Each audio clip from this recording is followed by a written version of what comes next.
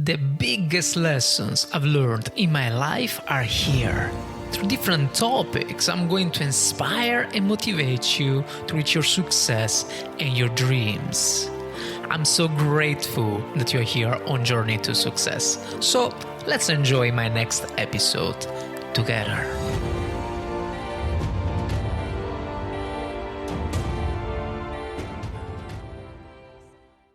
Julie, hi. We are so in time. On time, yeah. Okay. Oh, How are you? Good? You're not going to show me your face, Fabio. Yes, I can. But the podcast will be via audio. Yeah. I know how All podcasts right. work. Nice to meet you. All right. Ciao. Nice to meet you. Ciao, ciao, ciao, ciao, ciao. I All am right. in Italy. I live in Italy. No way. Yeah. You live in Italy? I live in the Italian Riviera. I used to live in the Riviera. Now I live in the Alps. Piemonte. No Cuneo. way. Cuneo. Yeah. I don't understand why you ask me. Yeah, I know Italy very well. You ask me which part of Italy Yes, Puglia, no? Calabria, Basilicata. Calabria. Have you been in Calabria? No. Julie? It's beautiful. I know, I want to go. I went to Sicily, Sardinia. I've been all over, but not there. It's too much beautiful. If you go in Calabria especially, don't jump Tropea. Tropea is amazing. Tropea? I've heard of Tropea. Okay. Tropea. It's an amazing city, yeah. All right. So let's start then. Right? Okay. Hang on. Where's my info? Okay. Super. So, cool. I'm going to close the camera just because the audio works better in my case. And in your case, it doesn't matter if it's on or off as much as you like it. Yeah, just be comfortable. No worries. All right. Okay. I'm ready. Okay. So we had a chat, as you know, and you share some incredible and sad story with me about what happened in your past, right? Yeah. However, I would like to focus specifically on the topic of abandonment. Yeah. So during interviews, I typically ask people about what happened on a particular day or how they felt. But in your case, you were just a child. So my first question is, what do you remember? What do you remember? Absolutely zero, but I keep having visions and dreams now because I'm becoming more spiritual, and because I'm raising my vibration. I feel like I'm lifting the amnesia of that very traumatic period. I don't know if you know. I know that you interviewed a lady who has gone through sexual abuse, but when you've gone through massive trauma like abandonment, your brain, your amygdala, tries to protect you from that horrible memory so that you can still keep continuing to live. Yeah. So for me, I've not had a clear memory of that time. I just go with what information I was given at the time from my adopted parents. And that's a story in itself, Fabio. Right. And but I mean, in these dreams, right? Yes. What do you see? Okay, well, the first dream I had was I was in a market. This is back in Hong Kong, or it could have been in China. It's difficult to tell the location, but I was around Chinese people, and I have a tendency to wander off and get distracted by something. I've always been distracted by something, and then I just let go of my mother's hand and I go and see what I need to see, and then I lose my mother. I've done that a couple of times, and I remember that. But I think what happened was I did this, and I lost sight of my mother in a crowded market or street, and I couldn't find her, and I didn't know what to do. And I was panicking, I was scared, I was crying a lot. I was trying to get the attention of the passerby, Of the course. people. And I finally got the attention of a lovely lady who had caring, loving eyes, and she showed me a lot of compassion. And she took me by the hand and led me to the orphanage. Okay. And there they took me in and they looked after me until I was ready to be adopted by this British couple. Yeah. Wow. But I mean, have you never investigated about it? Have you searched them? Okay, so the thought of trying to locate my birth parents, biological parents, has come up, but it was soon shut down because my adopted mother did not want me to find my biological parents. Oh, okay. They and I'm not 100% sure, but I feel in my gut that she told me a lie, and she told me that the orphanage doesn't exist anymore, Julie. There's no way you can find your biological parents. You didn't have a birth certificate. They didn't have DNA testing back then in the 70s. There's no way you can find, your biological parents. And as the time went on, I understood that she was really agitated and really angry with me asking questions about my beginning. And then I realized, it's taken a long time to realize, that she didn't want me to find my biological parents, my mother more than my father. My father wasn't really involved. I had a stronger connection with my mother. And the more I asked, especially when I came to Italy and everybody's so curious about this mysterious looking foreigner, they want to know everything here. Mamma mia. Hey, well. Yeah. We're pretty curious people. Yeah, very curious. More curious than a cat. And so when I started asking her questions and trying to piece together little stories she would tell me, she got very angry. So I knew then that these dreams I had were based on the lies that she was telling me. Okay, that's interesting. Are you, let's say it's true, right? Right? Would you be angry with them? I've gone through a lot of anger. I've learned a lot about complex trauma, which is what I'm suffering from. And there's two levels of anger. There's two categories. There's the explosive anger, which you see red mist, road rage. It's very physical. It's very verbal. It's very violent. And I used to have that. But now I have this other kind of anger, which is called lava anger. And it's when your anger starts to bubble up like a volcano. Okay. And the magma, the molten lava, the magma starts to bubble up because you've been triggered by somebody upsets you because you're highly sensitive. And then it starts to bubble up. And if you don't release that steam, that pressure, just like a volcano, it explodes, right? Yeah, I understand. Yeah. Well, it's when we are in a bowl, right? There is that kind of rage that you don't know how to release. So you just see foggy. It happens to everyone, also to me. Yes. So it's normal. Yes. But I think at the end, I guess you kind of forgave them. I had to forgive everybody. Even today, I have a list of, I have a little pile.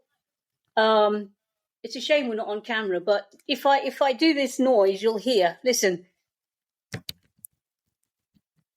Can you hear that noise? Okay. Yeah? Yeah. Okay, so that's me flicking all the little pieces of paper with all the traumatic experiences I've experienced. And this is more than 2 lifetimes worth of trauma I've gone through. So I need to forgive these people again. Okay. Again. It's a constant. It's a constant cycle of forgiveness, so that I can restore inner peace and sanity. Yeah, people think that when you forgive someone is because of them, right? But it's more from your side. Like, you want to forgive someone because you want to breathe better, you want to have less rage, you want more space for yourself, and so forgiveness is important, as much as we don't forget. So my mother always used to say that I can forgive, but I don't forget, because of course it's hard to forget, but start to forgiving is a good step, for another level to be happy, another level of happiness. But I see forgiveness from two perspectives. If you verbally forgive somebody, or you write them a letter, you let the other person go and you give them peace, as well as you. It's a two-way street. If you do it verbally or written, and the other person receives your forgiveness, okay? If you are not able to do that with the other person for whatever reason, you can't, you don't have the courage, or they don't want to receive it, then you do it for yourself, so that you can have closure. Yeah? You can have a closure. Yes. Yeah, you can have a closure. No, it's interesting how we forgive people to have a better life for ourselves, to close a chapter, Exactly. And I had this interview with Lois Wagner. Oh, yes. A couple of weeks ago. And she had this also brutal experience of sexual assault. And at the end of the recording, she said, I didn't want to forgive him. She wanted to go to a trial, basically. So he was still in prison. Say, I didn't want to forgive him, but somehow when I went there, I just felt to do, especially for myself, to close a door. Yeah. And now I don't have any more nightmares. I don't have any more bad thoughts. So it's interesting how the brain works, Oh, yes. But or the feeling. I watched that episode. What Lois did, she is such a lioness, that lady. Yeah, I would love to meet her one of these days. But her story is phenomenal, incredible, motivational, inspirational. Wow. Yeah. She went through hell and back and more, but she did it so that she could prove to herself and the world that you need to stand up and make people aware. A lot of people are not aware of lots of bad things happening in the world. And when you become aware, this is what I've learned, you then open the door to your healing journey. Because if you're not aware of something, how can you know that you need to do something to improve yourself? It's the small, it allows you to make that teeny tiny step into self-improvement, right? Yeah. And I guess you have been also sad and lonely in your past, right? So what was your refuge? What you used to do to feel better? When I feel lonely, when I felt lonely, I used to, when I felt lonely as a child, I had a little toy telephone. Maybe, I think your listeners will know the telephone I'm referring to. It's a Fisher-Price with the rolling eyes. Pull it along and the eyes roll. It's a very, very popular telephone back in the 80s or the 70s. And I used to spend hours talking to my imaginary friend. Wow. Wow. Worldwide, according to UNICEF, there is an estimated number of 153 million orphan children. Oh. So, I studied a bit, and it's an alarming figure. So the magnitude of this issue is huge, and it is considered a crime, of course. So depending on the country, the punishment for such crime is between 3 to 7 years. In Italy, for example, it ranged from 6 months to 5 years. In cases where a child dies, the penalty can be as high as 8 years as well. But it's surprising that this topic isn't discussed more frequently, and it seems to be taken lightly by many. So what is the reason, in your opinion, why people don't talk so much about it? I'm sorry, I missed something. I say what? No. What is the? No, hang on a second. No, the statistic is telling us what 153 million. Did you say? In the world. In the world? For what? World. Exactly. I didn't quite catch that. Orphan children. So there's 153 million orphans in the world. To the okay. Yeah. But then, but then you mentioned the justice system, the court. Yeah, that's correct. Because the punishment for this crime is high. It's between 3 to 7 years. In Italy, it's around 5 years, 8 years. So it's a crime. This is truly a crime, right? To abandon a child. But people don't. Yeah, but people don't talk about it. No, like truly don't talk about it. We don't talk so much about it. What is the reason? Since you you have a reason to talk, what is the reason people can't say anything so much? What is the reason people don't talk so much about it, in your opinion? I believe, just an opinion. I believe that they're still carrying the trauma and the past on like a backpack, in their backpack, and they're still dealing with shame, humiliation, guilt, rejection. Abandonment and rejection are the two top symptoms, let's say, fears that you experience when you're an orphan, and it takes a long time for you to release those two fears and overcome them, or manage them at least. So I feel that people talking about people's rejection is a really hard and vulnerable thing to do.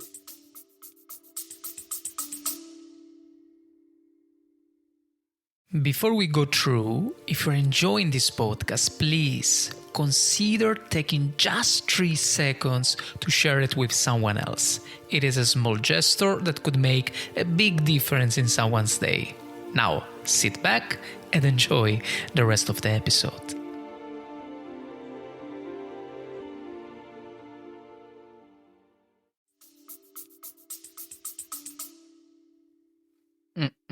Very vulnerable. Also, it's something that affects in adulthood as well. Know, it's not something. I guess it's not something that stopped in a certain age. I think goes forward during the years. And in this case, how child abandonment affects in adulthood, especially in your case. Okay, so sorry, can you ask the question again? Yeah, of course. I say how child abandonment affects in adulthood, especially in your case. Oh, okay. In adulthood, I've had a lot of anger issues. I have a huge fear of being rejected and being abandoned and being ignored. But the being ignored part is it's a human fear. It's a very, I don't know if you know about the rice experiment. This is a very big gold nugget I'd like to share with your audience. The rice experiment was discovered by Dr. Emoto. What's his name? Mauro Emoto, I think his name is. He's a Japanese scientist, and he discovered how water molecules, which are basically energy, right, change depending on what influence of frequency or sound is projected onto the water. Okay, under a microscope, you can see different patterns. So he came up with this rice experiment for everybody to do, and everybody is doing it now. You can see many YouTube experiments. And you take rice, because water affects rice, and you can see without looking under a microscope the effects of water changing the rice, the structure of the rice. So you have 3 jars of rice, just a little bit of 1 centimeter in the jar of rice, and then covered at the top with water, just 1 centimeter again. So 3 individual jars, 1 jar, each jar is sealed, and 1 jar, the first jar is labeled love, the second jar is labeled hate, and the third jar isn't labeled at all. So you do this experiment for 30 days, and each day, usually the same time, you open the love jar and you say lots of wonderful things to the jar, like you're beautiful, I love you, you're wonderful, okay? And so you I think I saw the experiment. Pardon? It changed the structure. I think I saw the experiment. Yes, it's a Changed famous experiment. Yes. Yeah. And the second jar, right. You say horrible, nasty things, you're ugly, I hate you, to the second jar. And the third jar, you ignore. So after 30 days, and you can see the progress you're making, or the impact that your words are making on the water, on the rice, as the 30 days goes by. But on the 30th day, you open up the love jar, the rice is still yellowish. It's gone from white to yellow. There's a fragrant smell coming from the rice. It's not pungent or nasty. And the second jar, the hate jar, you have a layer of bacteria and mold growing on the top layer of the rice. When you open the jar, you can smell, not a very nice smell, right?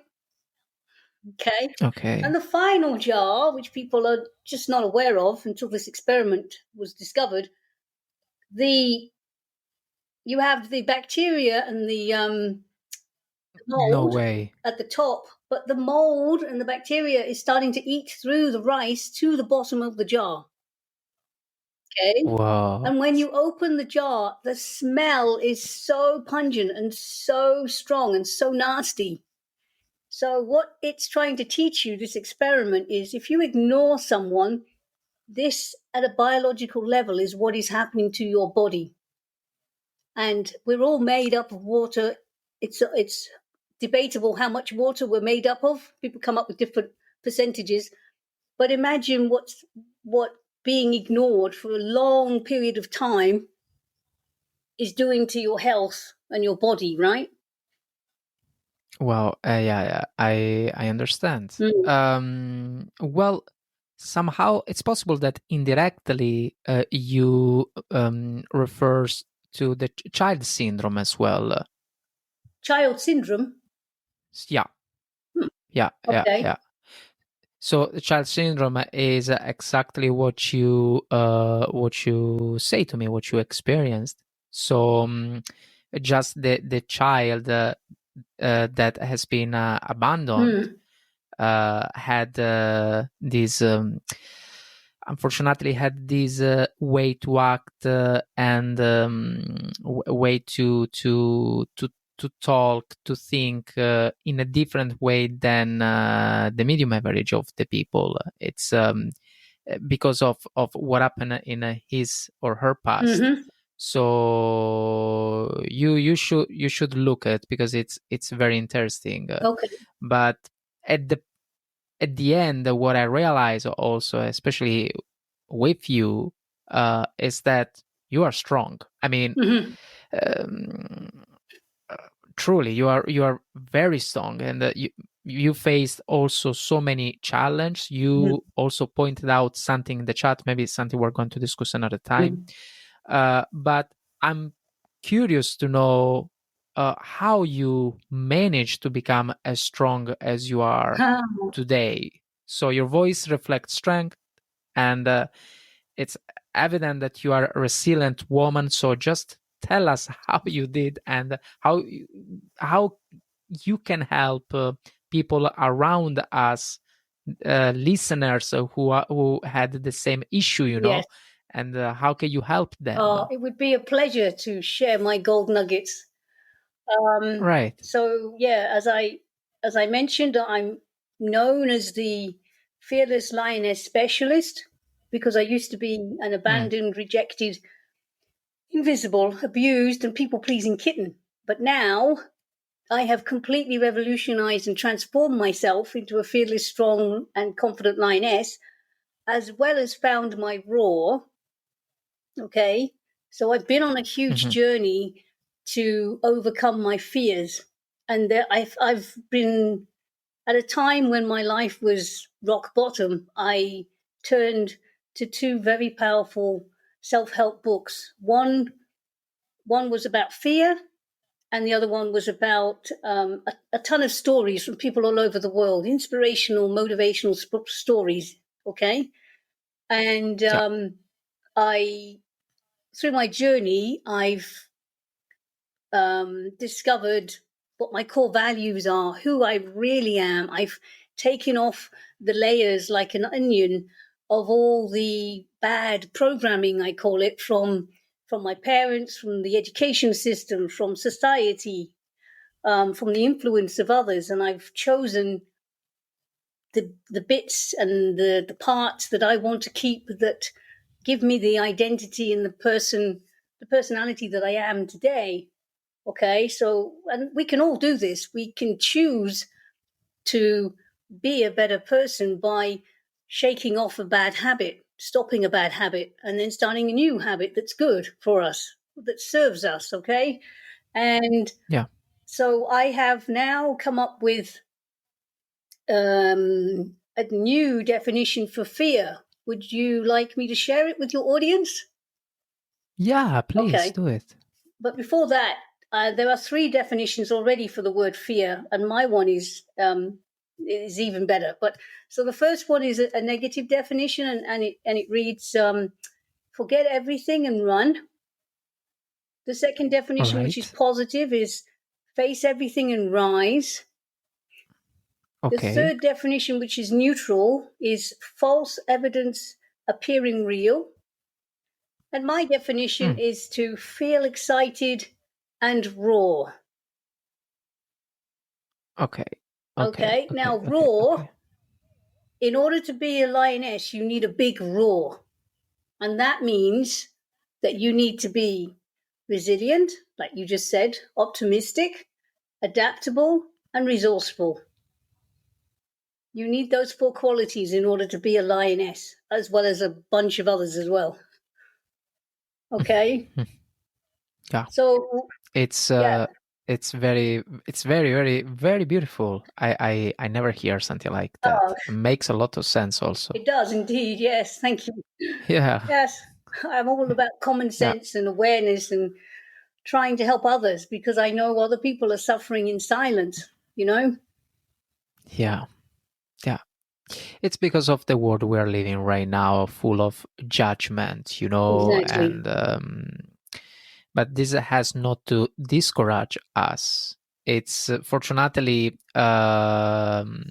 yes, we live in a world full of pettegules and discouragement, whatever. But at the same time, we have also different channels to talk to the world.